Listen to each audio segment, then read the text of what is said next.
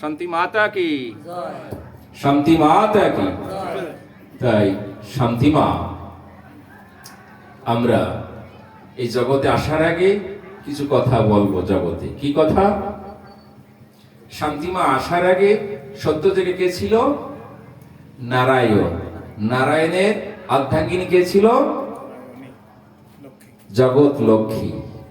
তাই লক্ষ্মী হয়ে নারায়ণের পদসেবা করছে না? লক্ষ্মী হয়েও জগৎ লক্ষ্মী তখনও শান্তি পায় নাই। সত্য যুগে পেয়েছে?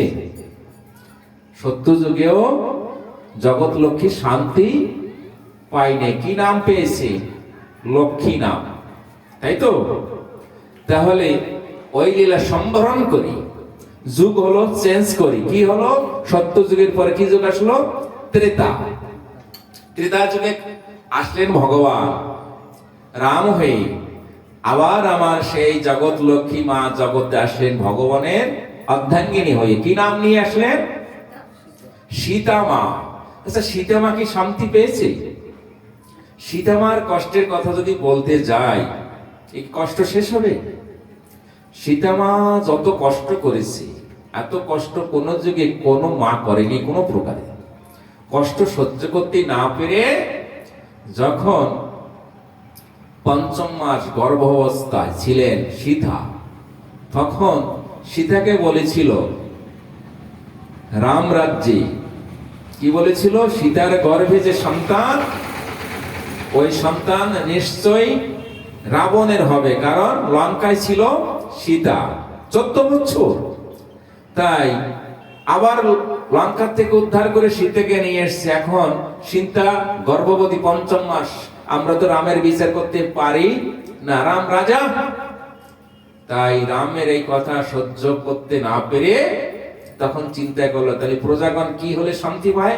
সত্য বসে রামচন্দ্র নগরে নগরে প্রজার বাসে বসে যায়, যে রাজ রানী যে সীতা, তাকে যদি রাজ্য থেকে ত্যাগ করায় তবে এই রাজ্যে শান্তি হয়, নথেস এই রাজ্যে শান্তি হবে না। তাই সীতাকে ওই গর্ভবতী অবস্থায় যখন বনবাসে দিয়ে পাঠায়, লক্ষণ পিছন থেকে ডাকছিল, ঠাকুরানী মাতা তুমি ফিরে এসো। আর মা সীতা বলছিল, সংক্ষেপে বলছি, যে মা বর্ষমাতা, আমি আর এই দুঃখ কষ্ট জ্বালা আর সহ্য করতে পারছি না, তোমার সঙ্গে আমাকে লিঙ্ক করে নাও। ও মা, তোমার বক্ষে আমার স্থান দাও। তাই মা সীতা পাতালে চলে গেছে। রামায়ণে যারা গায়ে শুনবেন, মা সীতা পাতালে গেছিল না?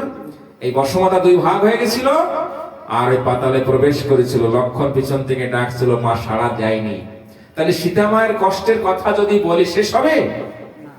তাহলে সীতা মা শান্তি পায়নি, তাই তো?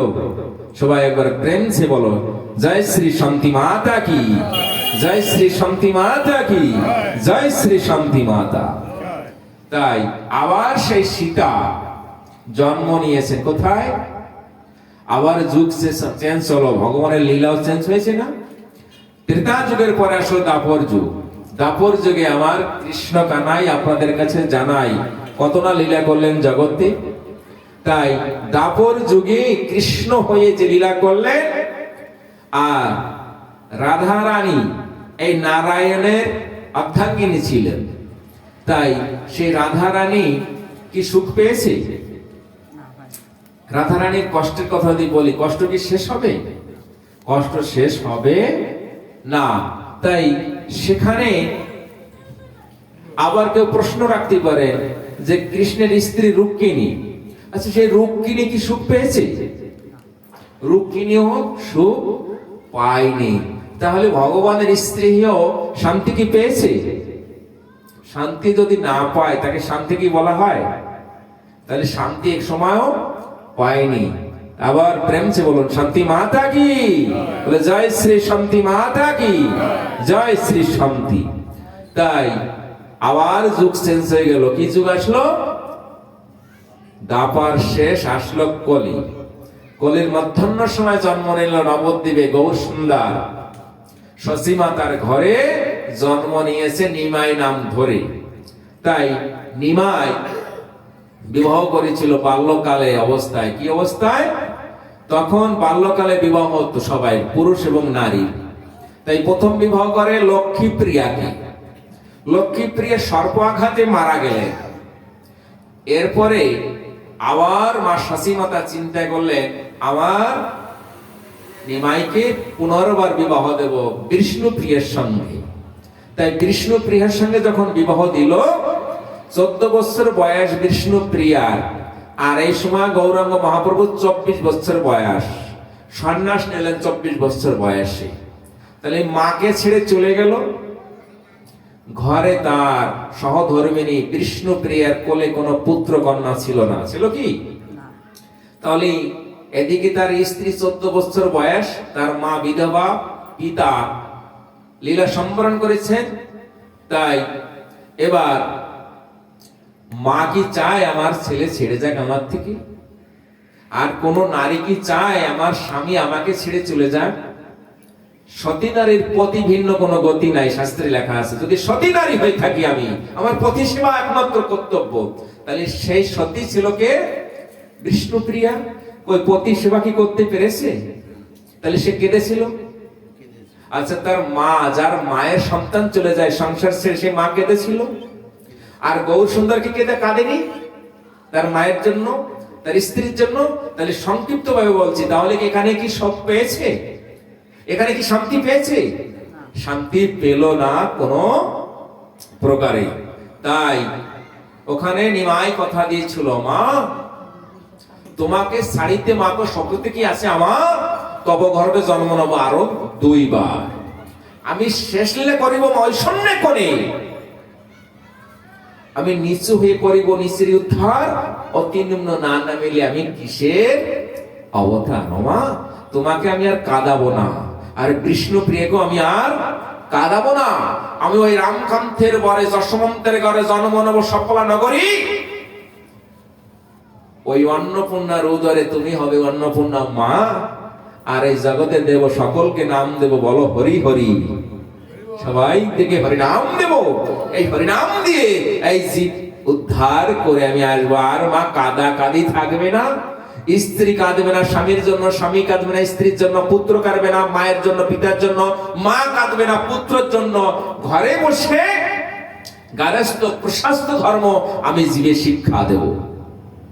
তাই ও মা, আমি জন্ম নেব সফলা নগরী, তুমি হবে যশোমন অন্নপূর্ণা মা, আর আমি তোমার কোলে জন্ম নেব শ্রীহরি নাম ধরি। তাই যে শ্রীহরি নাম নিয়ে যখন আমি আসব, আমি সকলের মনোবাসনা পূর্ণ করব। তাহলে সময় কি শান্তি পেয়েছে বিষ্ণুপ্রিয়া? এ সময় শান্তি পেল না, সংক্ষেপে বলছি। তাই এবার লীলা সম্বরণ হয়ে গেল, গৌর সুন্দর লীলা সম্বরণ, বিষ্ণুপ্রিয়া লীলা সম্বরণ। এরা আবার সেই গোলক বৃন্দাবন চলে গেল। এই সময় বলছে আবার কে? সেই ভগবান যাকে আমরা হরিচাঁদ বলে থাকি। তাই বলছে আমি ধরাধামে আবার যাব। তাই তোমাকে আমার সঙ্গে যেতে হবে জগৎ লক্ষ্মী। জগৎ লক্ষ্মী বলছে না, আমি আর তোমার সঙ্গে লীলায় আর আমি যাব না। কেন? তুমি আমাকে সীতা হয়ে আমাকে কত কাঁদাইছিলে, আমাকে রুক্মিণী এবং রাধারানী হয়ে আমাকে কাঁদিয়েছিলে, পরিশেষে আমি নবদ্বীপে বিষ্ণুপ্রিয়া লক্ষ্মীপ্রিয়া হয়ে আমাকে কাঁদিয়েছিলে। আমি কি খালি কান্না করব আর এত দুঃখ কষ্ট জ্বালা ভোগ করবো? আমি আর ওই লীলায় যাব না, তুমি যাও একা লীলা করো। ওমা একা লীলা হয়? তাই আমার ঠাকুর যুগল নিয়ে এসে ধর্ম, যুগল অর্থাৎ নারী আর পুরুষ। তাই বলছে না, তুমি না গেলে তো আমার লীলা সম্পূর্ণ হবে না। আমি তো এবার যুগল ধর্ম কারণ জগতে বিতরণ করব। তা বলছে না প্রভু, আমি আর তোমার ওই দুঃখ কষ্ট জ্বালা, তোমাকে ছেড়ে থাকা আর আমি সহ্য করতে পারবো না, আমি আর যাব না। তাই শ্রীহরি ঠাকুর বলতেছি, লক্ষ্মী এবার তোমাকে জন্ম নিতে হবে, কিন্তু আর তোমার এই জ্বালা যন্ত্রণা থাকবে না। তুমি এবার জন্ম নেবে কোথায়?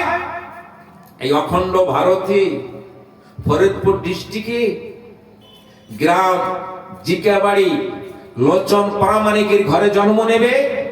জগৎ লক্ষ্মী নাম ধরে তুমি আসবে কি নাম নিয়ে? শান্তি নাম হয়ে। তুমি শান্তি হয়ে জন্ম নেবে, তোমার থেকে এই নারী যত লোক আছে সকলে নারী শিক্ষা পাবে, আর সকল নারীর তুমি গুরু হবে, আর এই নারীর শিক্ষা দেবে তুমি ঘরে ঘরে, আর এই নারীর শিক্ষা যখন তুমি দেবে সকলের ঘরে শান্তি প্রতিষ্ঠিত হবে, আর তুমি একমাত্র এই জগতে শান্তি নাম বিতরণ করবে। তোমার নাম এই ধরাধামে শান্তি নামে পরিচিত হবে। জগতের শান্তি মাতা কি। তাই এবার কি নাম নিয়ে এসছে জগতে? কি নাম নিয়ে এসছে মা? শান্তি নাম। কিন্তু এর আগে কি পেয়েছি আমরা? কোথাও পেয়েছি বলুন?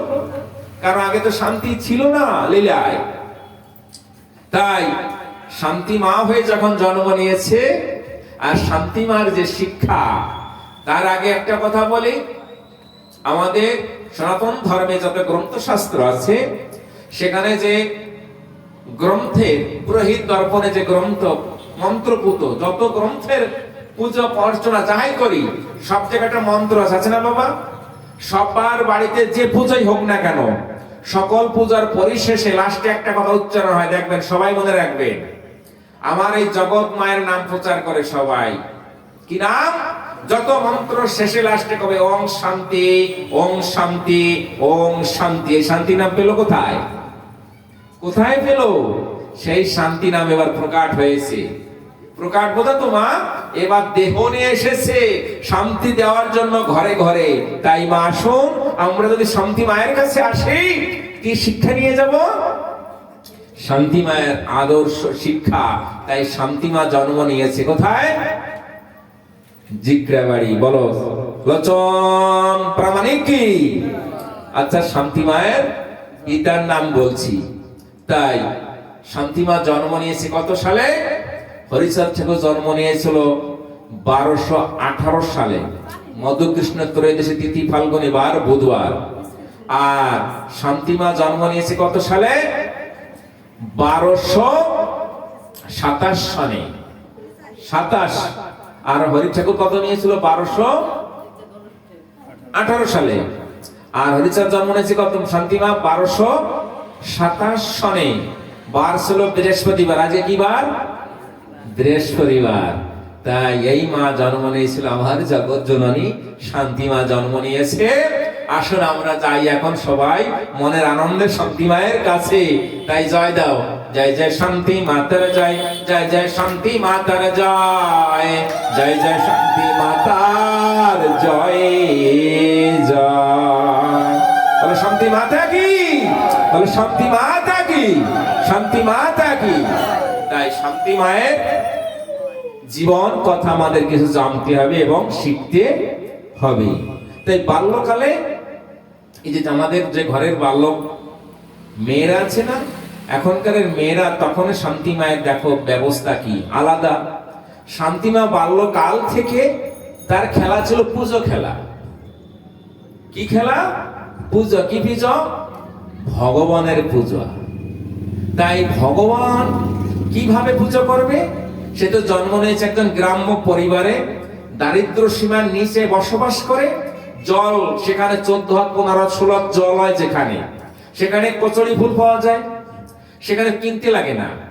সেখানে এই বন্যে গাছ ছিল, দেশে কি বলে জানি না, বন্যে গাছের ফুল হয়, কুমড়োর ফুল হয়, বেগুনের ফুল হয় না, লঙ্কার ফুল হয়, লাইয়ের ফুল হয়, এগুলো দেশীয় ফুল। এগুলো কিন্তু কেনা বেচা আজও হয় না।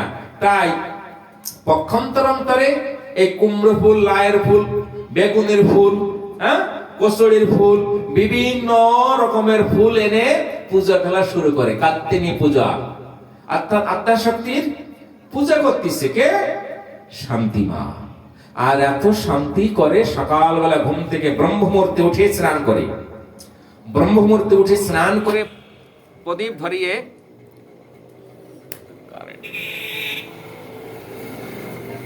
কারেন্ট